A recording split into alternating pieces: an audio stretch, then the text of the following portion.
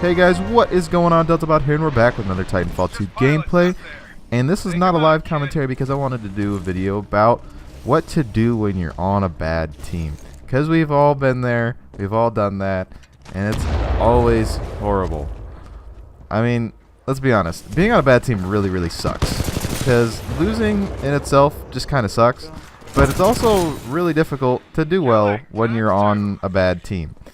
And it's more so in a game like Battlefield, where the teams are really big and the maps kind of lend themselves to team play. So if you're on a bad team, you're kind of screwed. This game and Call of Duty, you can still do well in spite of your team a lot of the times, but it still is a lot harder because when your team is sucking and giving kills up, it means the other team gets to get into a rhythm, and that just kind of makes it more difficult for you to play well. So I thought I would give you a few pointers that I learned from this game especially, and I've learned from first-person shooters in general, about how to play well in rough situations like this. The first thing that I always do when I see I have a bad team, which you can kind of see is developing at this point because it's 6-13 and they're about to go on I think an 8-kill run before we get another kill, is I just try to get away from them. To be honest, that's my first goal, is to get the hell away from them, because they're not going to offer me any protection, they're not going to be any help, and all that's going to happen is the other team is going to get drawn to them. So there's really no reason for me to be around them. The other reason I try to get away from them is because when they're drawing all the attention of the other team, it gives me an opportunity to get in behind people and try to do some stuff from the backside. And that's a lot of the time the only way you're going to be able to do anything. And I'll also use them as decoys to see, well, where are they getting shot from? Let's stay away from there. Because if you're going 1-on-8 and this is pilots versus pilot, you're going to lose badly every time. So if you try to do flanks though, and I got really lucky there that the guy missed my feet, if you're trying to do flanks, it makes it a lot easier to deal with the fact that your team isn't going to offer you any help whatsoever.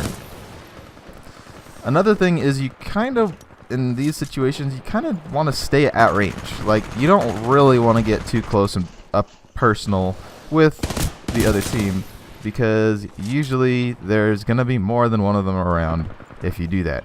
So if you stay at range, which is why you saw me switch from the car to the hemlock, it's going to make it easier for you to survive longer, and if you can survive longer, you get more opportunities to shoot people, and you can generally do better. You can actually, if your team isn't too bad, you can actually influence the direction that the game goes. And that guy was doing way too much dancing around for using an alternator at that range. But I do got to give him credit, because that was pretty nice. And then, I don't know what I'm getting shot at here. I see this guy over here. And this guy I definitely have to give credit to, because he hit me with a Wingman Elite from that range. That's pretty good.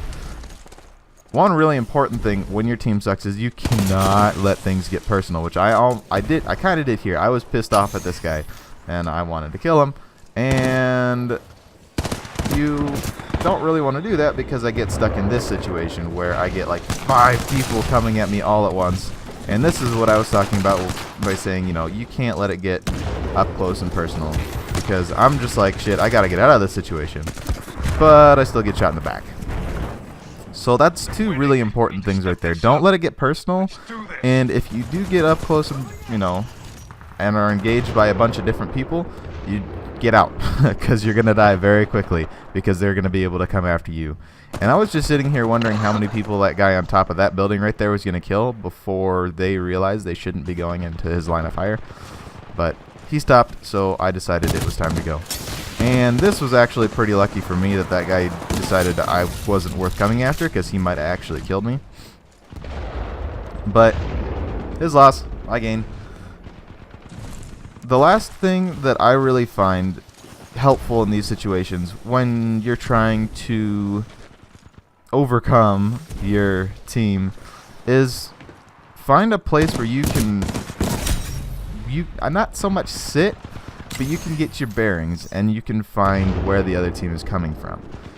This game is helpful because it shows you where they're spawning, which is kind of why I'm like freaking out right here, because they're spawning all around me.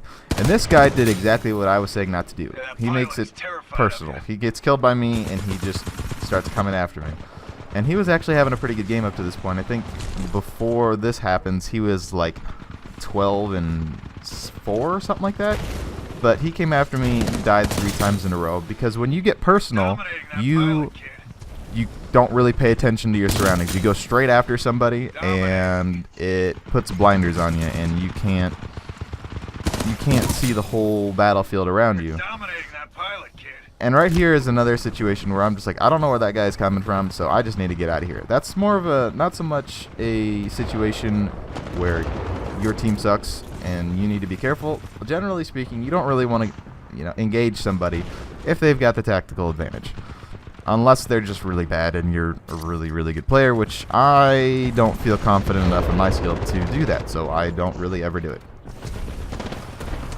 And generally, when you are on a bad team, you just have to make sure that you stay calm. You're probably going to lose, so there's no point in freaking out about it. Just stay calm, keep your aim up, and play. Because that's the only thing you can do. You can't change your team. Freaking out at them won't help. So just keep your aim up and play. And I got super lucky there.